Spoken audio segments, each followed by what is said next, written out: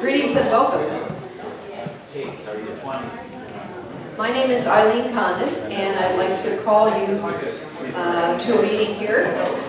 And I'd like to call our presenters up to the stage for today's forum. The New York Folklore Society today presents 2016 Folk Arts Forum, which we're calling Democratizing the Folk Arts Nonprofit Workplace. And we have a variety of consultants and presenters who are going to speak today. And I just invite them to come on up to the stage. We'll all be on stage together for a bit here.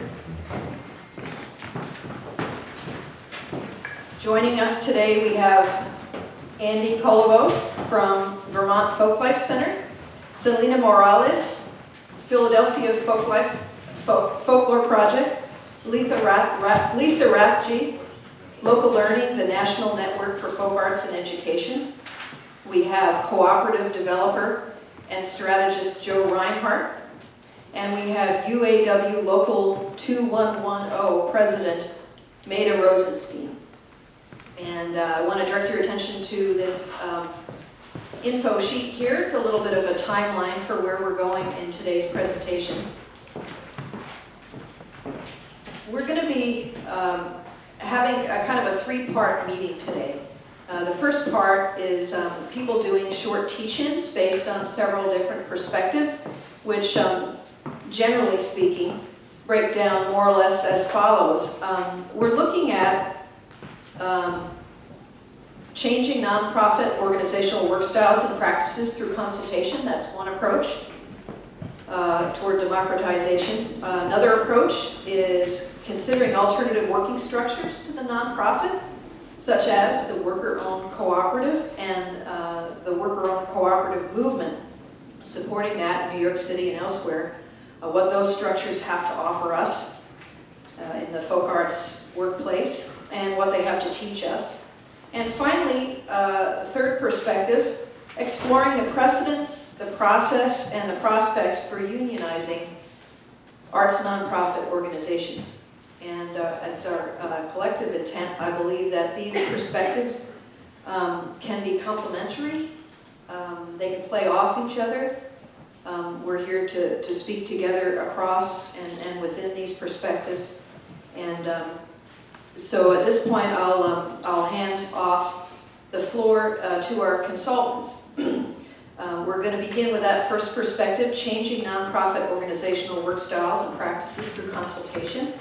And just direct your attention to the presenter biographies on the back of the information sheet we have today, so you can follow along. We're also going to be checking our Facebook event page and a couple of other sources to see if there is a national conversation going on, and we'll incorporate some comments that we may receive from elsewhere in our discussion section. So we're going to have the three parts. Three parts are the presentations, which will more or less probably end around 6. We'll take a little food break so we can graze for about 15 minutes. Come back, have an open town hall kind of discussion, reflections. And after that, if it seems appropriate, we can move into something like talking about an action plan and perhaps getting people together, talking about who wants to do what with whom. So without further ado, never underestimate the power of a small group of committed people to change the world.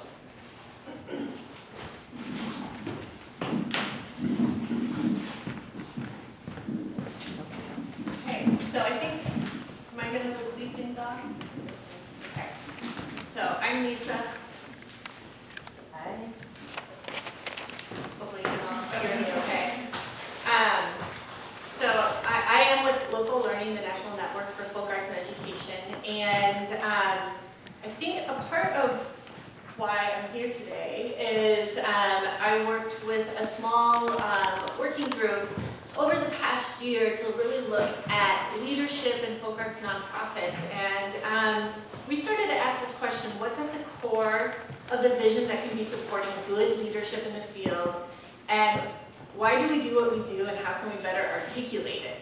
So that was some of the questions that our peer working group were asked, and Selina was a part of that, Andy Kolovos was a part of that, Christina Barr and Sally Vanderwater. And today, as we were thinking about how can we better, when we talk about democratizing the workplace and kind of structure of nonprofit organizations, it feels like the right kind of questions to return to, thinking about leadership, thinking about development.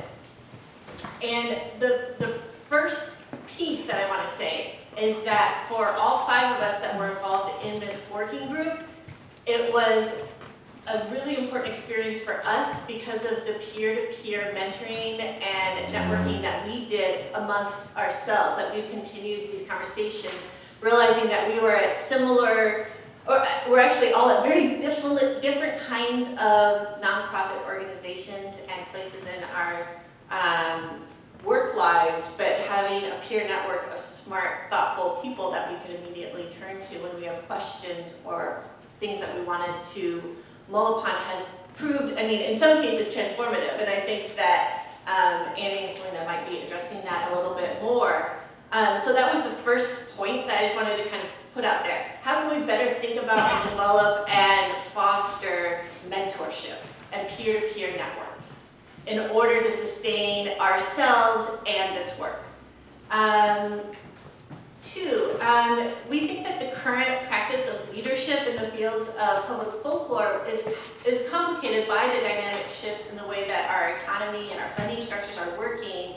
There's also generational differences to work, professionalization, and the changing terrain of the field of folklore itself.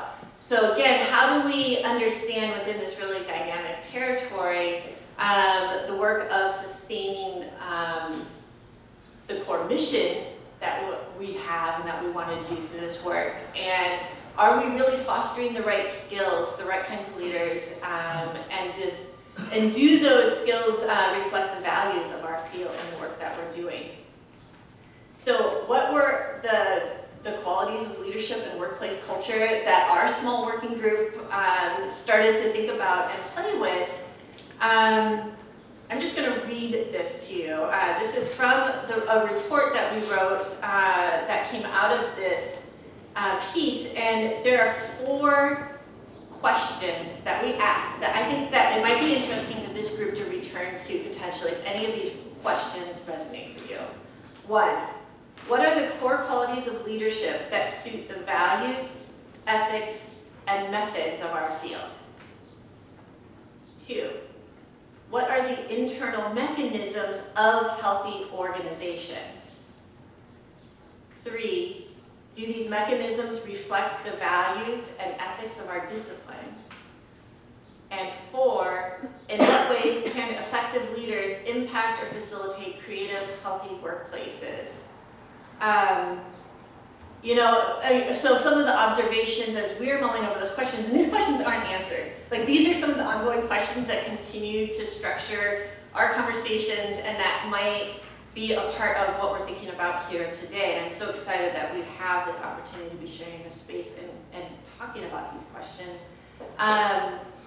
But we recognize that often societally there is a correlation of professional maturation to increase like administrative responsibility or executive responsibility over the course of a career. So as a result of these broader cultural assumptions about professional trajectory, attaining a high level of administrative position is frequently viewed as desirable or necessary aspect of personal and professional success, right?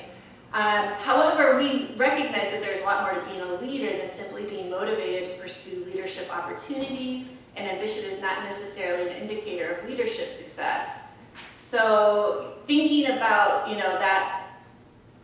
that there's these expectations, and at the same time recognizing that we have certain values from the field that we're bringing into it, how do we begin to ask the right questions and promote the right kind of leadership and create healthy structures for our organizations so that they are sustainable for not only the mission but also us personally? So I might just leave it right there, and we can return to any of those questions. But I think Selina and Andy then are also going to dig in a little bit more to how they've seen some of that kind of come out in some of their own work. Not to be too leading. I think I can. some of you know me, some don't. I'm Andy Kolovos, co-director and archivist of the Vermont Folklife Center. The Vermont Folklife Center is a small folklife, folk arts nonprofit based in Middlebury, Vermont. We were founded in 1984 by Jane Beck, who many of you know by reputation, if not in person. For the last, so how I've thought about this was really just to give you kind of a narrative breakdown of where we're coming from internally and partly what led us there as a kind of case study, because I'm interested in getting feedback, because this is the hard part. I mean, with the exception of these two folks, we're kind of functioning in a vacuum, around what we're doing. So so the other thing too is that Kathleen Hoy, my colleague, came down from Vermont with me to be here, and there were many reasons why I wanted Kathleen to be part of this. The big one was, well, the two big ones were, she's been really most involved in some of the process that we've been developing, and two, she joined the organization, 6 to 9 months ago, so she has a real different perspective on the various psychoses and neuroses that guide interpersonal relationships at the Folklife Center. So that was her perspective that I really value. So about 5 years ago, furthermore, she gives her regrets. she's lying in bed or on a couch somewhere in Crown Heights. About 5 or so years ago, Greg Sharrow, my colleague at the Folklife Center, who was the director of education and had been there since the late 80s, and I use the term we're sentenced to be co-directors of the Vermont Folklife Center because of the departure of the previous director and our board not really, it was a complicated and weird time. The first question people ask me about that is, you're co-directors. How's that going? And my answer has pretty much been, Greg and I are both pretty good at being married, and when we are successful, we treat the relationship like a marriage, and we try to respect each other in the context of the work. Plus, Greg and I get along real well. We trust each other, and we were able to set up, within the scope of our, fundamentally dysfunctional interpersonal relationship, ways of getting things done. What gradually happened was, thanks to being able to bring on some additional staff who were more motivated and smarter than us, we put together a plan to try to raise some money to be able to hire 2 new people. One was a fundraiser and the other was Kathleen. And thankfully, I don't know how to qualify it, but it worked. So we were able to hire both these positions, and we found ourselves saying, okay, we've been doing things in a certain way. Now we have 2 people we've never met before who are coming into this system, which is rooted on relationships and personality. How do we build a structure to accommodate them and to actually still get work done? So the backside to this is that Greg and I, and Ned Castle, another coworker, and the rest of the staff were sort of flirting with the idea of, what if there's nobody in charge? What if there's no one person who's the boss? Can we create an organizational structure wherein everybody has an equal stake in what happens, where everyone has say on major decision making, and where things actually get done? And we were kind of making this ad hoc stuff, and we were tripping over each other and getting frustrated. And then I met with these guys in Chicago as a part of a range of other pet peeves, which Lisa very, very, very, very aptly outlined about leadership. And got to talking to Selina specifically about what they were doing at the Philadelphia Folklore Project.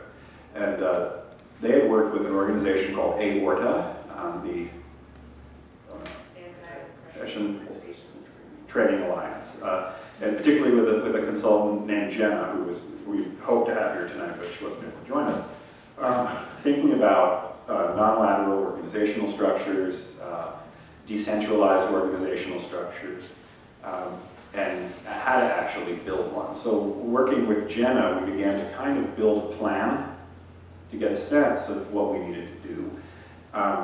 And we kind of arrived at the point where we have a mature beta version of large aspects of what it means to work as a group for us, with, in all honesty, varying amounts of success. And the other thing I should say, and this goes to the notion of 501c3 nonprofits and bylaws and boards, everything we have been doing in the context of the Vermont Folklife Center for the last year or so has been with very little board involvement. But our bylaws specify that there is a single, and they've tweaked that to accommodate a shared executive who runs the organization. And that person is the primary individual responsible to the board. Hiring and firing that individual is the responsibility of the board. So we're kind of creating a parallel structure that exists when we enact it amongst ourselves, but as far as the board is concerned, doesn't exist, you know? So that's the challenge. We've tried to mitigate some of that stuff by changing the way board meetings have worked, and that's largely been making sure that all staff are welcome at board meetings, and not just welcome, but encouraged to be there. So that the board knows who they are, recognizes that they're people, and that they're part of the organization more than the board members are, you know. We're blessed, I'd say, at this point with a pretty good board. So anyway, we had a lot of meetings that led to more meetings, to us trying to figure out what it is we do and how we do it. And where we arrived at this point is to think about core activities in one column, broadly, sort of in a departmental sense, and then the work that needs to get done to get those to achieve those core activities. And we use the term departments for the core activities and pods for the smaller units of people who do things like in the administrative department. There are a whole raft of pods that cover everything from development to marketing to changing the website, and different people are part of those pods as they're needed to be or as they want to be. Those pods do a lot of decision making that they then bring back to the group in.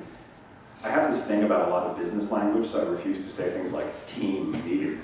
You know? So I'm sort of forcing them to use weird language, like we have collective meetings, because I like to pretend I'm a Spanish anarchist or something.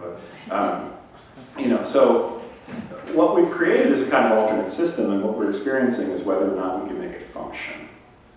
But it's been interesting, you know, and the corollary, like I said, is that this has been happening with the knowledge of the board, but without their involvement, and within a, you know, essentially a legal framework where this couldn't happen, right? So Greg and I are still the directors. Greg is very actively engaging with the notion of retirement. And Greg's retirement will precipitate a board discussion about who becomes the director, whether they want to do a search, whether they want to just make me the director, or, you know, in a bigger picture, if we're able to come up with a structure and the capacity to perpetuate that structure, whether we change the bylaws. I mean, those are sort of the three things we're facing. So that's, in a rambling way, kind of where we are. But as we go along, I'm happy to answer questions about specifics and stuff. So. Thanks, Cindy. Thank you, Selina. I'm Selina Morales. I'm the director of the Philadelphia Folklore Project and a member of this working group. I guess Andy and I are both talking today about taking advantage of moments of transition in organizations. And really trying to be planful and thoughtful about how change happens and when change happens in both of our cases in really long-standing institutions that are significant, very significant locally on community levels as well as on national levels. And so I think we've had to be really careful about making change and how to bring, in thinking about how to bring our values and some of the things that Lisa was naming around ethics and of the practice of the discipline of folklore into the structures of our organizations. Like in Andy's case, the Folklore Project and I really thought about making these kinds of shifts when onboarding new staff, thinking about the culture of the organization and how do we work together to name and shape the culture of the organization so that each staff member, talk about how small the Vermont Vermont Folklife Center is, PFP is about half the size, so that each three of us, 3.5 at this point, really feel as though the organization belongs to us and that our own ethics and values and morals are both shaping and shaped by the work that we do. So in that way, kind of being a leader who's able to be responsive to the content and context of our work, as well as the people who are implementing the work. I wanted to read for you today something that our staff worked on as part of a staff retreat for onboarding new staff. I'd say about 2 months after I took on leadership of the Folklore project. That's, for those of you who don't know the organization, it was run by Deborah Kodish for 26 years. And then I'm the second director of the organization. I've been there for 6 now. I've been the director for 2. When the 2 new staff members came on, and then there was myself and someone who's been there for 10 years, we decided what we really needed to do was to together better define our relationship to the mission and the mission's relationship to our own personal values. And working with Gemma Peters-Golden from the Anti-Corruption Resource Training Alliance, we came up with what she's called points of unity. Those are community agreements among the staff, things that we agree upon that are kind of our groundwork for where our grassroots, basically, where does our practice come out of? So this is a draft of those points of unity. We recognize people's multiple and intersecting identities. Due to overt and covert systemic oppression, many cultures and ethnicities are not valued or respected. This is not okay with us. Opportunities to practice valued cultural traditions and knowledge enhances lives, self-determination, and community vitality. Because of economic injustice and disparity, there is a real need to fund artists who are systematically denied access to resources and support. Care for people, relationships, and artistic connections nourish us. We have a commitment to change the landscape of education in Philadelphia and beyond within the realms of formal and non-formal education, and we aim to ensure that local knowledge and culture is centered and valued in schools. Opportunities to collaborate artistically enrich our cultural lives and work. We value a never-ending expansion of personal and community growth and knowledge. We strive to be in alliance with communities to value important aspects of their heritages. We see sharing aspects of cultural knowledge as only one strategy of our work, and we determine if that strategy is the best one by staying in line with all of our values, especially valuing self-determination and clear communication. We see our work as playing a role in building a world without violence. We see the inclusion of traditional arts as being vital to building peaceful, nourishing, and healthy lives in communities. We are working towards a world that has effectively advocated for and ensured equity among traditional art forms and cultural knowledge. And we are working towards a world in which folk and traditional artists and practitioners can practice their arts and be valued for it monetarily and socially. So that's just a draft. We're still kind of working through them and trying to figure out what does this particular staff want to name as our core values, and figuring out what is it that we want to do with these points of unity. Is this a statement we bring to the board? Is this something we put on our website?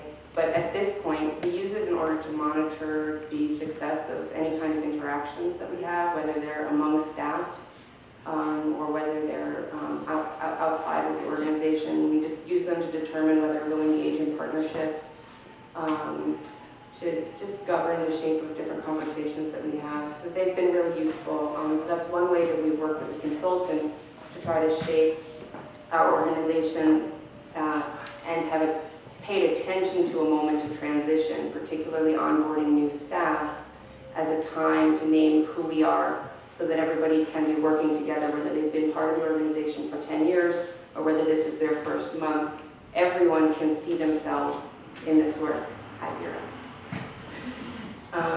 And it's been really important, I think, in the ways that Andy has named, that they've taken some steps in reorganizing the structures of how they're decision-making or the functions of the organization, what we've done is really try to name who we are so that everybody that's part of the group can be who we are, and have that be a starting point for engaging with the rest of the city as we are in service of our mission. So that's just, I guess, one piece that I'll offer today. We continue to work with Aorta on kind of knowing the history and then projecting towards the future of our organization and the beginning of a strategic planning process. And I also worked with them to create kind of a transition entrance plan as I was taking on the leadership and attending to my side of the succession planning rather than the outgoing director's side. And recently in a consultation around building leadership skills. So what I'll say for now.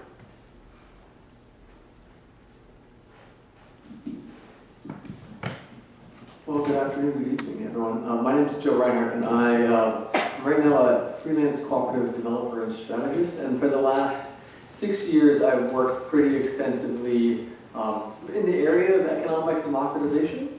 At first as a worker owner at a worker-owned cafe and bookstore in Asheville, North Carolina, and then as a cooperative developer at the U.S. Federation of Worker Cooperatives and the Director of Cooperative Development at the Democracy at Work Institute, which are both in their own ways cooperatives that we'll talk a little bit about, sort of how they all engage differently with the idea of democracy going forward. And so I think, and my other piece of work actually is as a co-organizer of Brooklyn Contrails, which is my tenuous connection to the folk arts.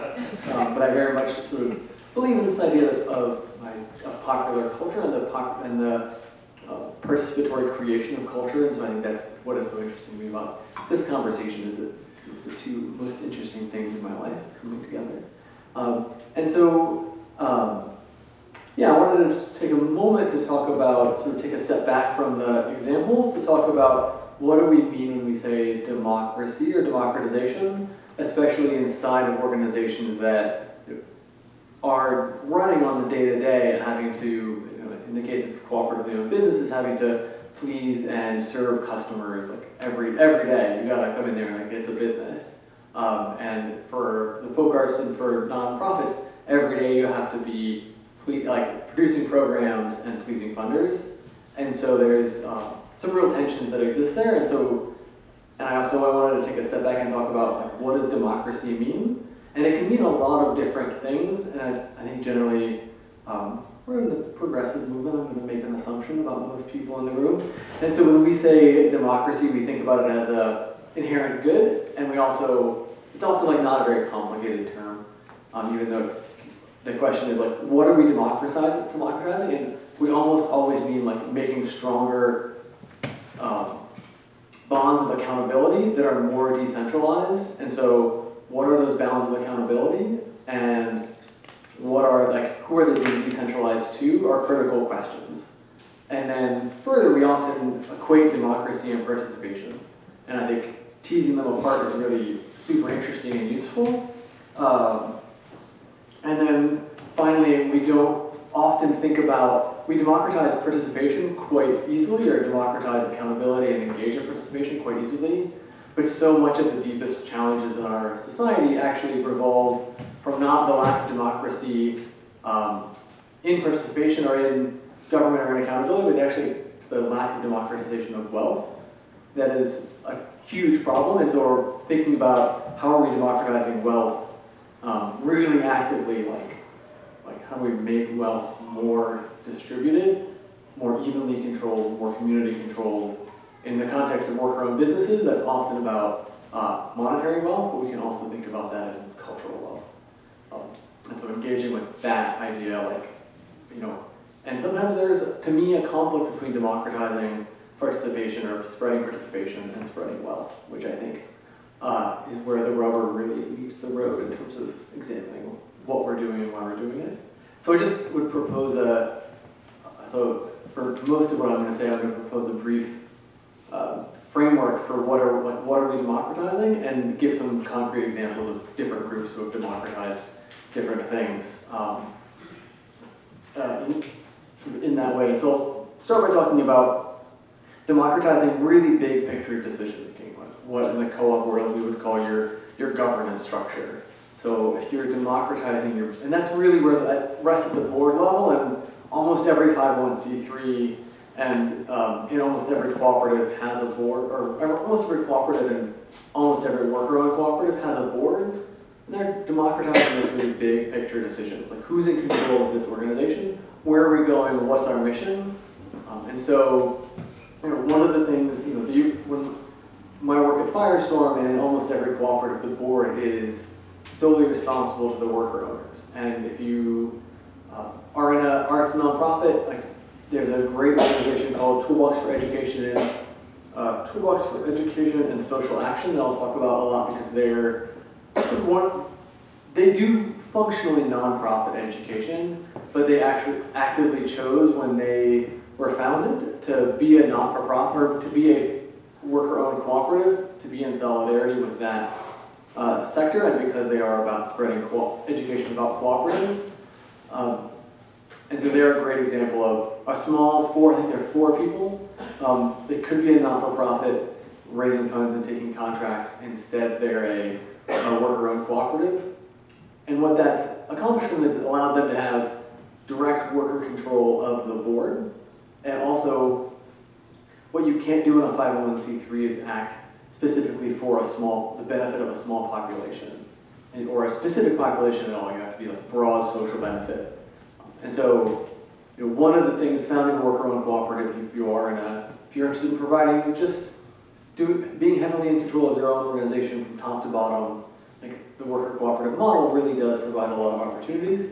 And I'll come back to it later, but it also provides both the privilege, which almost every nonprofit worker has too, of risking their time, and perhaps things that will never get paid for. But on the other hand, they also are guaranteed the reward of getting paid every cent that comes out of that cooperative. Whereas in a not-for-profit, you have to set a salary, and it's much harder to justify bonuses based on revenue should the IRS come knocking.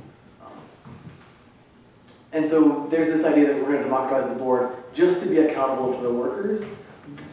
But equally interestingly, the U.S. Federation of Worker Cooperatives is what we would call maybe a second-level cooperative. It has a membership of worker-owned businesses, and they are, and it's a 501c6, and so it actually acts just in the benefit of those businesses, and they elect a board. And so you could think about an arts nonprofit, similar to Fractured Atlas, acting just in the benefit of its members, which it does, more or less, but also having the board be elected by its members. And so that's kind of one area or an interesting area. And what's maybe more interesting is the Democracy at Work Institute, where I worked, and sort of sprung out of the U.S. Federation of Worker Cooperatives, and it said, we would like to be accountable on the large scale to the existing worker cooperatives in the country, to our staff, and to the future of the movement, and a little bit accountable to the funders, because that's largely what it means to be often a board. It's like really about fundraising, it's about being accountable to the funders, because we choose board members based on their ability to raise money, often to be real about it. And so the way it works there is that the federation, you can, in a 501c3, some people don't know this, but you can actually members can elect a board. And so the employees actually elect one board member. The employees elect one board member to the board of the Democracy at Work Institute. Actually, there's another cooperative called the ICA group where the board elects the whole, or where the employees elect the whole board and can fire the entire board, which is a very interesting structure, so long as that 501c3 acts in service to not the employees, but it acts in service to the broader sort of not-for-profit mission. Your board can be entirely appointed by your employees. And it's really a cooperative structure. But in addition, at the Democracy at Work Institute, the Federation of Worker Cooperatives, the current worker cooperative movement, you could see a structure where the current Folklore Society appoints the board members to what is a 501c3. And then finally, there's a number of board seats reserved for outside appointees, which are about being accountable to social movements and accountable to funders. And so that's kind of a big picture, sort of like alternative approaches to that democratizing accountability, or democratizing the accountability and the mission on the big picture.